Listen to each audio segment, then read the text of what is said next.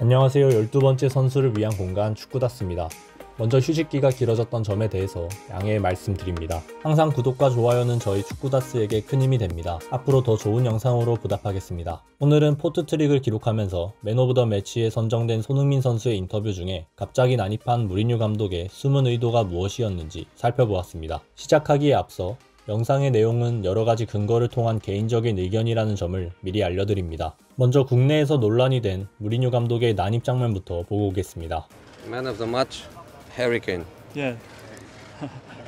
토트넘의 무리뉴 감독은 천부적인 혓바닥이라는 별명답게 언론 플레이에 능한 감독입니다. 선수들에게 집중되는 이목을 분산시켜 가중되는 부담감을 줄이기 위해 일부러 경기 전에 논란이 되는 인터뷰를 한다는 분석이 나올 정도인데요. 첼시 시절에는 로만 아브로모비치 구단주가 훈련에 계속 간섭을 하자 로만 아브로모비치가 훈련에 계속해서 간섭한다면 우리는 리그 꼴찌가 될 것이다. 그리고 내가 구단 경영에 간섭하면 첼시는 파산할 것이다. 라고 말했던 사례가 그의 말솜씨를 입증합니다. 무리뉴 감독은 그동안 크고 작은 언론에 나설 때 아무런 의도 없이 말을 하지 않았습니다. 할 말이 없을 때는 그냥 말하고 싶지 않다 하고 말았죠. 그런 무리뉴 감독이 손흥민 선수의 MOM 인터뷰에 난입해서 MOM은 해리 케인이다 라고 말한 것은 어떤 의도를 내비치기 위함이었을지도 모릅니다. 두 가지 근거를 통해서 설명드리겠습니다.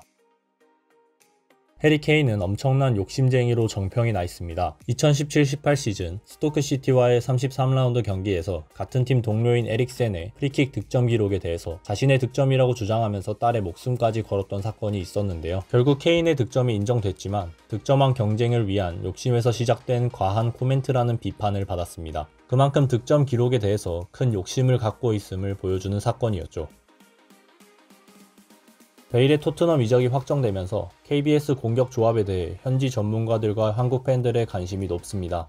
무리뉴 감독은 사우스햄튼과의 경기에서 그동안 사용했던 4-2-3-1이 아닌 4-3-3 전형을 가지고 나오면서 베일의 합류 후 전술을 고민하는 모습을 보여줬습니다. 레알 마드리드 감독 시절에도 4-3-3 전형으로 수비에 중심을 두고 빠른 좌우 역습을 통해 경기를 운영했다는 점은 다가올 KBS 라인을 상상해볼 수 있는데요. 베일과 손흥민이 측면과 중앙을 오가면서 침투하고 해리 케인은 연계 또는 포스트 플레이와 세컨볼을 노리는 역할로 활용될 수 있다는 전망이 지배적입니다. 이런 상황에서 케인은 팀 내 주포보다는 특급 도우미의 역할을 수행할 수 있는데 마치 무리뉴 감독의 레알 마드리드 시절 호날두에 비해 적은 득점을 기록했던 조력자 벤제마를 떠올릴 수 있습니다. 앞서 말씀드린 두 가지 근거를 정리해서 설명해드리면 케인이 득점에 엄청난 욕심을 가진 선수이기 때문에 무리뉴 감독은 공식 선상에서 4개의 어시스트를 기록한 케인을 MOM으로 치켜 세우면서 어시스트 역시 골만큼이나 욕심나는 기록임을 알게 해주었고 베일의 합류 이후 특급 도우미 역할을 부여할 수 있음을 시사한 것으로 해석할 수 있습니다. 동시에 케인이 앞으로 자신에게 주어질 역할인 조력자에 대해 동기부여를 느낄 수 있도록 하기 위해